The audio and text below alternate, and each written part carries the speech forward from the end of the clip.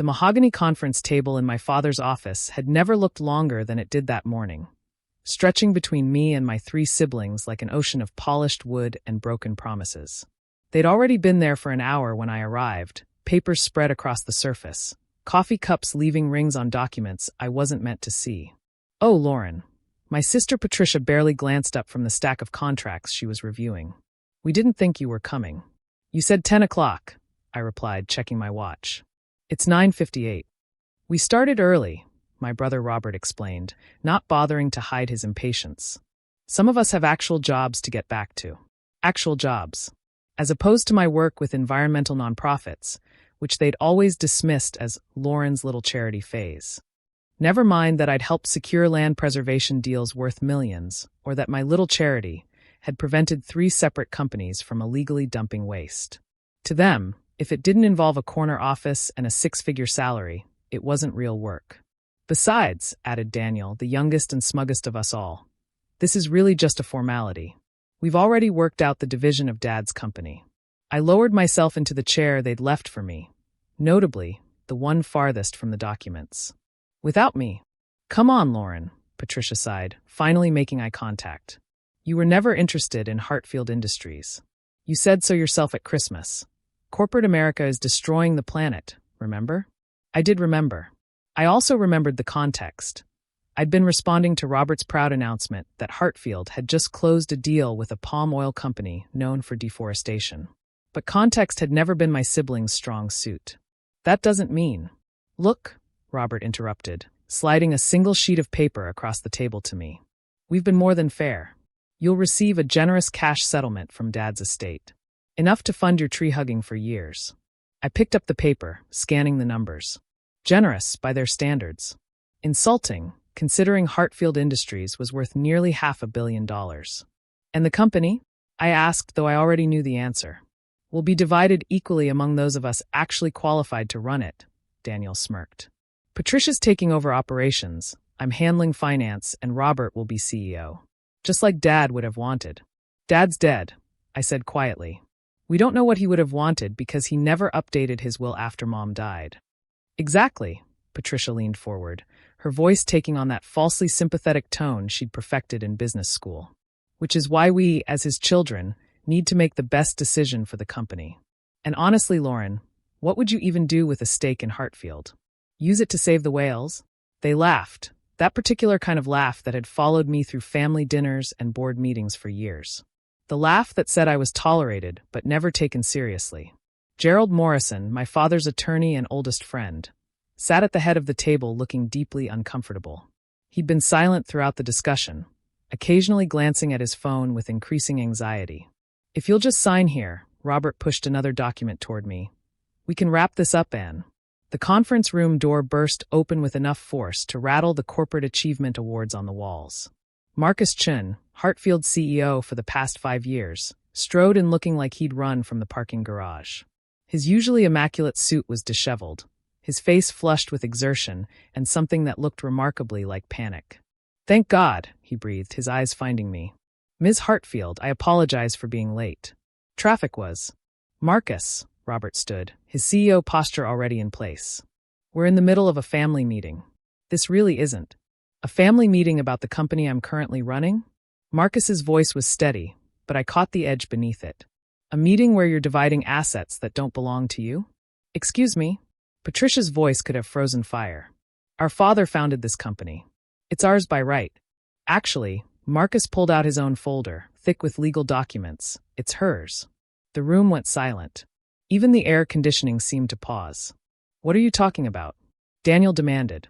Marcus looked at me, and I saw something in his eyes, respect, maybe even awe. "Ms. Hartfield, would you like to explain, or should I?" I set down the insulting settlement offer, taking my time, enjoying the way my siblings leaned forward despite themselves. 5 years ago, Dad came to me with a problem. Hartfield Industries was hemorrhaging money. Bad investments, worse management, and a board that cared more about their golf scores than the company's future. "That's ridiculous," Robert sputtered. 5 years ago, I was deputy CFO. I would have known. "You were part of the problem," I continued calmly. "You and your executive team were bleeding the company dry with inflated salaries and vanity projects. Dad knew it, The board knew it, but no one knew how to fix it without destroying his legacy. So he came to you? Patricia's laugh was sharp and disbelieving. His tree-hugging daughter, who couldn't tell a P&L from a grocery list? He came to me, I confirmed, because I was the only one who understood that a company's value isn't just in its profits, but in its sustainability, both environmental and financial. Marcus opened his folder, spreading documents across the table. 5 years ago, Lauren Hartfield quietly purchased 51% of Hartfield Industries shares through a series of environmental investment firms she controlled. Your father facilitated the sale, knowing the company needed radical change to survive. That's impossible. Daniel grabbed one of the documents. We would have known. The board would have. The board approved it. Gerald finally spoke, relief evident in his voice. I've been trying to reach you all morning, Robert, to warn you about this meeting. Lauren isn't just a shareholder. She's the majority shareholder. Has been for 5 years.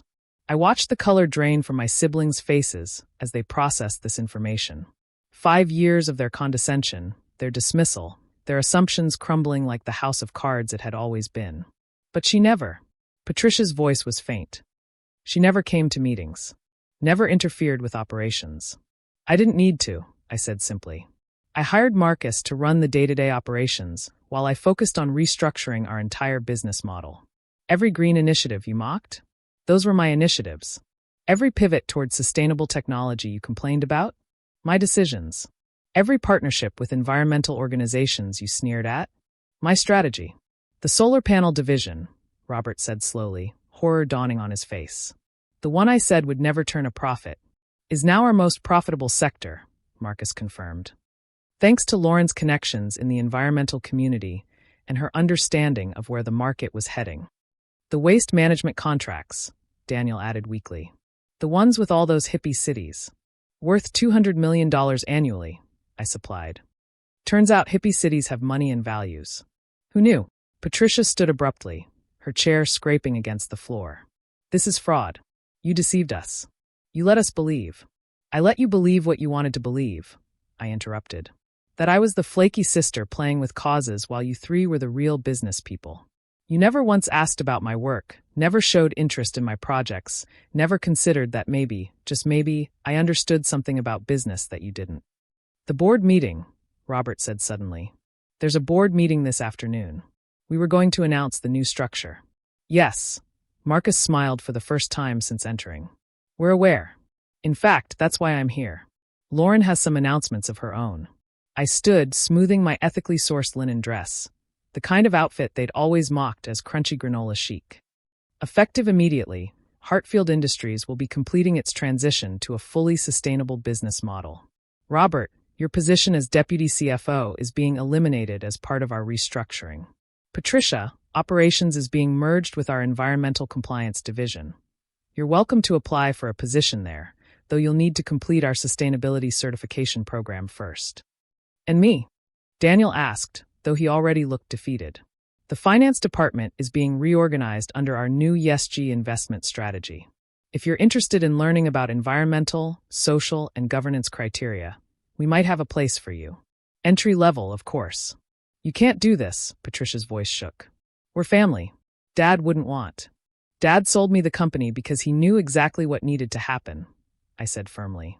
He watched you three treat Hartfield like your personal piggy bank while the world changed around you. He came to me, the daughter you all dismissed, because he knew I could see beyond quarterly profits to long-term survival. Gerald cleared his throat. There's one more thing. Your father's will, the one you thought gave you equal shares? It actually contains a provision that any inheritance is contingent on board approval. And since Lauren controls the board, the inheritance papers in front of Robert began to smoke. He'd been gripping them so tightly, his coffee cup had spilled, and the hot liquid was causing the cheap paper to steam and curl. It looked for a moment like they were actually burning, a fitting metaphor for their crashed expectations. 5 years, Daniel said wonderingly. You've owned the company for 5 years and never said anything. Why? I gathered my things, preparing to leave them with their shattered assumptions. Because I wanted to prove that success doesn't announce itself with corner offices and power suits. Sometimes it looks like a woman in a second-hand dress, quietly changing the world while you're busy dividing an empire that was never yours to claim. Lauren, wait. Robert called as I reached the door. What are we supposed to do now? I turned back, seeing them clearly for perhaps the first time. Not as my dismissive siblings, but as three people who'd built their entire identities on an inheritance that had evaporated like morning mist. The same thing I did when you all laughed at my choices, I said. Figure out what you're actually good at, beyond spending Daddy's money. Patricia, you're brilliant at logistics when you're not trying to prove you're cutthroat. Robert, you understand numbers. You just need to learn that not all value shows up on a spreadsheet. And Daniel, you're only 28. Young enough to learn that there's more than one way to succeed in business. You're offering us jobs? Patricia's voice was small. After everything? I'm offering you the chance to earn positions in a company that actually has a future, I corrected. But you'll start where everyone starts, at the beginning. No nepotism, no special treatment, no corner offices you didn't earn. I left them there, sitting among their ruined plans and Robert's coffee-stained inheritance papers. Marcus walked with me to the elevator, both of us silent until the doors closed. He began. Overdue, I finished. Though I'll admit, the timing was poetic. How long have they been planning this little coup? Since your father's funeral, he admitted. They've been having secret meetings, plotting the transition. Never once did they consider you might already own what they were trying to steal. The elevator opened onto the executive floor. My floor, though I rarely used it, preferring my small office in the sustainability department. Today felt different, though. Today felt like the end of a very long game of chess. The board meeting, I said. Full announcement? Everything, Marcus confirmed. The 5-year transformation, the new partnerships, the complete restructuring. Though I think news of the ownership has already started spreading. Your brother's assistant was in the hallway when I came in. She heard everything.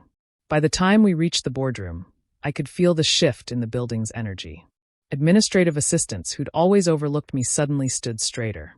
Executives who'd dismissed my suggestions were already sending apologetic emails. The invisible woman had suddenly become very, very visible. Ms. Hartfield. The board members rose as I entered, something they'd never done before. We're ready for your presentation. I took my place at the head of the table, looking out at the faces of people who'd known my secret for 5 years, who'd watched me transform their company from the shadows while letting my siblings play their power games. Ladies and gentlemen, I began, pulling up the presentation I'd been preparing for half a decade. Let me show you what sustainable success actually looks like. For hours later, as the board unanimously approved every initiative I'd proposed, my phone buzzed with a text from Patricia. The coffee ruined the papers, but not the message. We get it now. When do we start? I smiled, remembering something my father had said the day he signed over the company. Your siblings think business is about taking. You understand it's about building. That's why this will be yours, even if they never know it. They knew it now. The question was what they'd do with that knowledge. But that was their journey to make. Mine was just beginning, publicly, finally, and on my own terms. The girl who hugged trees had just saved an empire. And she was just getting started.